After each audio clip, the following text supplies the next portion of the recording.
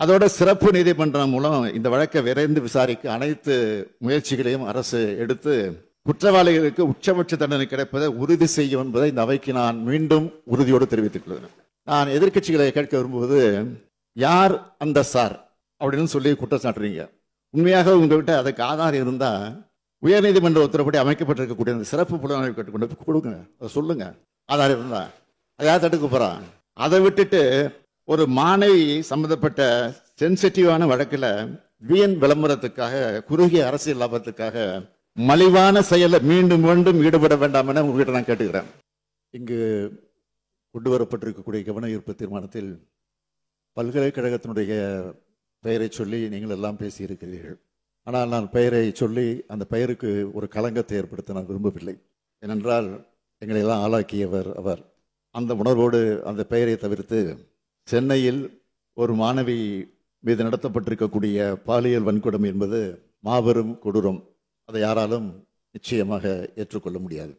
இது குறித்து இந்த அவையில் நம்முடைய ஜெகன்மூர்த்தி அவர்கள், வேல்முருகன் அவர்கள், ஈஸ்வரன் அவர்கள், சதன் திருமலைக்குமார் அவர்கள், கே மாரிமுத்து அவர்கள், நாகேமாலை அவர்கள், சிந்தனை செல்வன் அவர்கள், எம்.ஆர். காந்தி அவர்கள், ஜி.கே. மணி அவர்கள், செல்வ பிறந்தை அவர்கள், உதயகுமார் அவர்கள் கருத்துக்களை எல்லாம் இங்கே எடுத்து பேசியிருக்கிறீர்கள். இது குறித்து இந்த அவையில உண்மையான அக்கறையோடு பல உறுப்பினர் பேசியிருக்கிறீங்க.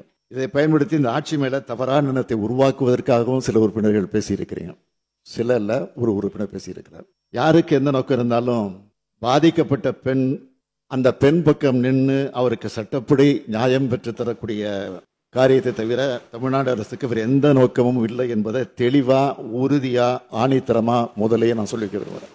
குற்றம் நடந்த பிறகு ஒருவேளை குற்றவாளியை உடனடியாக கைது செய்யாமல் விட்டு இருந்தா அல்லது குற்றவாளியை காப்பாற்ற முடிவு செஞ்சிருந்தாலோ அரசை நீங்கள் குறை சொல்லலாம். ஆனால் சில மணி நேரத்துக்குள்ள குற்றவாளியை கைது செஞ்ச பிறகும், குற்றம் சம்பந்தப்பட்ட ஆதாரங்களை எல்லாம் திரட்டின பிறகும் அரசை குறை சொல்றது அரசியல் ஆதாயத்துக்கான தவிர உண்மையான அக்கறையோடு செயல்படுகிறது இல்லை என்பதை இந்த மாமன்றத்தில் நான் பதிவு செய்ய விரும்புகிறேன். மாண்புமிகு பேரவைத் தலைவர் அவர்களே, 24/12/2024 அன்று பிற்பகல் சென்னை மாணவி ஒருவர் கொடுத்த புகாரின் அடிப்படையில் கோட்டூர்புரம் அனைத்து மகளிர் காவல் நிலையத்தில் உடனடியாக வழக்கு பதிவு செய்யப்பட்டுச்சு. உடனடியாக தீவிர விசாரணை மேற்கொள்ளப்பட்டுச்சு.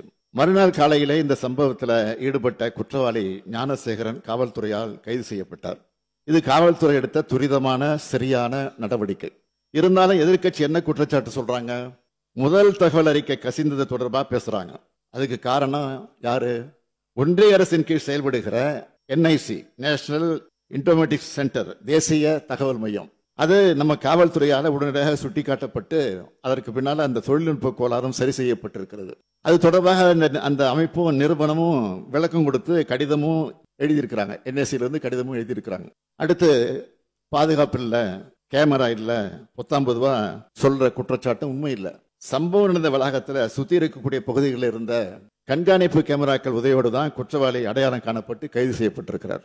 மூன்றாவது குற்றச்சாட்டு, முதல் தகவல் அறிக்கை வெளியானதை வச்சுட்டு யார் அந்த சார் அப்படின்னு கேட்குறீங்க. மாண்புமிகு உயர்நீதிமன்ற உத்தரவுப்படி நியமிக்கப்பட்ட சிறப்பு புலனாய்வு குழு தான் இப்போ இந்த புகாரை விசாரிக்கிறாங்க. கைது செய்யப்பட்ட குற்றவாளி குண்டர் சட்டத்தின் கீழ் சிறையில் அடைக்கப்பட்டிருக்கிறார். இந்த புலன் விசாரணையில் வேற யாராவது குற்றவாளி இருக்காங்களான்னு தெரிய வந்தா, அது யாரா இருந்தாலும் சரி, மீண்டும் மீண்டும் சொல்றேன், அது யாரா இருந்தாலும் சரி, அவங்க மேல தயவு தாட்சணமே இல்லாம காவல்துறை கடுமையான நடவடிக்கை எடுக்கும். இதை இந்த அவைக்கு 100% உறுதியோடு நான் சொல்லிக் கொள்கிறேன். அதில் எந்த மாற்றம் கிடையாது.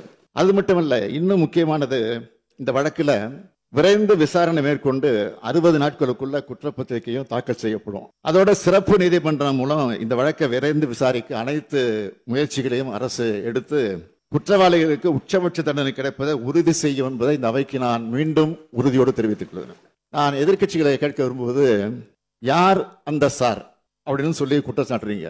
உண்மையாக உங்ககிட்ட அதுக்கு ஆதாரம் இருந்தா உயர்நீதிமன்ற உத்தரப்படி அமைக்கப்பட்டிருக்கக்கூடிய அந்த சிறப்பு புலனாய்வு கேட்டுக்கொண்டு கொடுங்க, அதை சொல்லுங்க.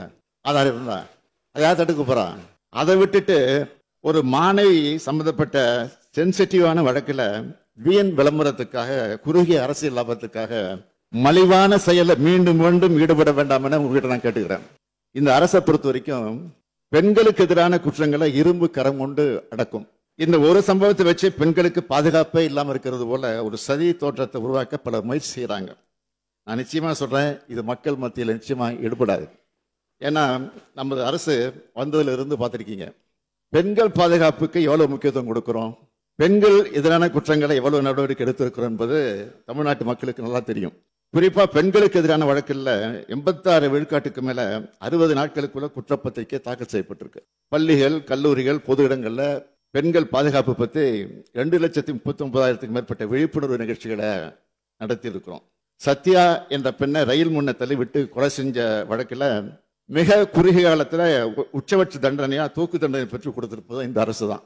பெண்கள் மற்றும் குழந்தைகள் மீதான குற்றங்களுக்கு எதிராக இந்த அரசு எடுத்து ஒரு நடவடிக்கைகளை பாராட்ட மனம் இல்லைனாலும் பரவாயில்ல, வீண் பழியை சுமத்தாமல் இருந்தா அதுவே போதும்.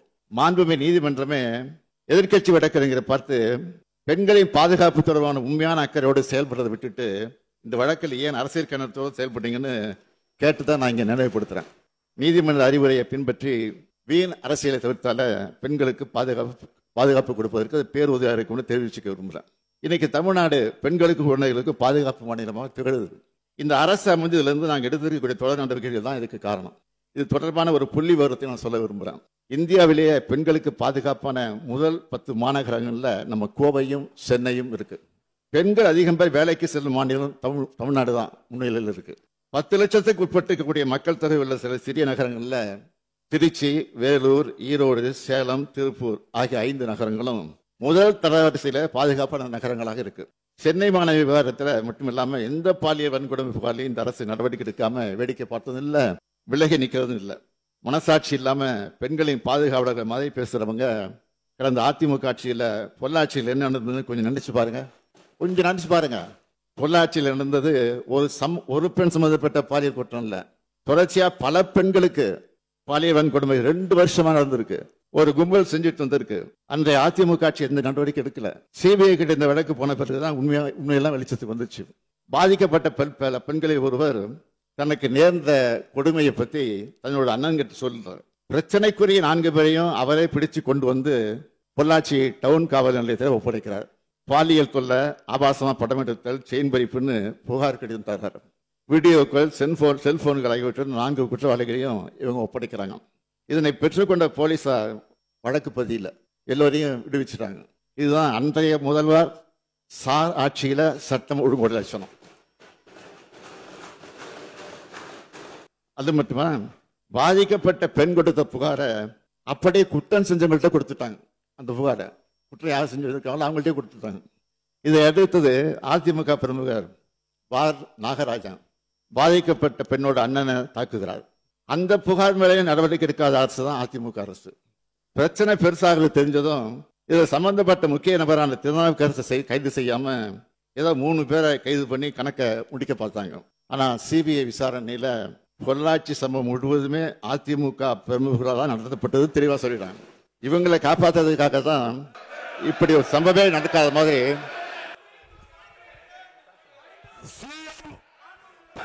பொள்ளாச்சி சம்பவம் முழுவதுமே அதிமுக பிரமுகர்கள் நடக்கிறாங்கன்னு தெளிவா சொல்லிட்டாங்க.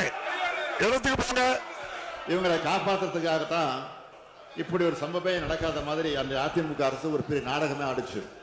இதனாலதான் நான் போய் சொன்னேன், பொல்லாத ஆட்சிக்கு சாட்சியே பொள்ளாச்சி தான் அப்படின்னு சொன்னேன். இப்படி பெண்களுக்கு எதிரான ஆட்சி நடத்திய சாருங்கள்லாம் இப்ப பேட்ஜ் அணிஞ்சிக்கிட்டு வந்து உட்கார்றாங்க. இப்ப பேட்ஜ் அணிஞ்சிக்கிட்டு உட்கார்ந்து மட்டும் போயிட்டாங்க பாதியில. இது போல 100 சார் கேள்விகளை அதிமுக பார்த்து என்னால கேட்க முடியும். ஒரு முன்னாள் முதலமைச்சர், இந்நாள் எதிர்க்கட்சி தலைவர் தன் பொறுப்பையும் தகுதியும் மறந்து பேட்ஜ் அணிந்து வந்து அரசியல் எந்த அளவுக்கு தாழ்ந்து போகவும் தயாராக இருக்கிறார் என்பதற்கு இது ஒரு எடுத்துக்காட்டு. பொள்ளாச்சி பாலியல் வன்கொடுமை சம்பவத்தில் முதல் தகவல் அறிக்கை தாக்கல் செய்ய அதிமுக ஆட்சியில் 12 நாட்கள் ஆச்சு. ஆனால் சென்னை மாணவி வழக்கில் புகார் கொடுத்த உடனே முதல் தகவல் அறிக்கை போடப்பட்டது. இது தொடர்ந்து சில மணி நேரத்தில் குற்றவாளியை கைது செய்திருக்கிறாங்க. ஏன்னா இதையெல்லாம் அரசியல் லாபத்திற்காக, அந்த நோக்கத்திற்காக மறைக்கிறாங்க. இதே போல இந்த வழக்கு பற்றி பாஜகவினர் பொதுவெளியில பேசியிருக்கிறாங்க, தொடர்ந்து பேசிட்டு இருக்கிறாங்க. பாஜக கதையெல்லாம் சொல்லி இந்த அவையுடைய மாண்பை குறைக்க நான் விரும்பல. அரசு மேல குற்றச்சாட்டுகளை வைக்கும்போது பொறுப்புகளை உணர்ந்து பேசணும். உச்சநீதிமன்றம் அமைச்சிருக்கக்கூடிய சிறப்பு புலனாய்வு குழு விசாரணை முழு வீச்சில் நடத்தப்பட்டு இருக்கு. வேற யாராலும் சம்பந்தப்பட்டிருக்காங்கன்னா தெரிய வந்தா அது யாரா இருந்தாலும் சரி, எந்த பின்னணியை சேர்ந்தவராக இருந்தாலும் சரி, கடும் நடவடிக்கையை நிச்சயமாக உறுதியாக நாங்கள் எடுப்போம். மீண்டும் ஒரு முறை இந்த அவைக்கு தெரிவிச்சுக்கிறேன், திராவிட மாடல் ஆட்சி மகளிருக்கான ஆட்சி. கட்டணமில்லா விடியல் பேருந்து பயணத்தை தொடங்கி கோடிக்கணக்கான மகளிருக்கு உரிமை தொகையை உறுதி செஞ்சு கல்லூரிக்கு வரும் அரசு பள்ளி மாணவரை புதுமை பெண்களாக வளர்த்தெடுக்கிற ஒரு ஆட்சி.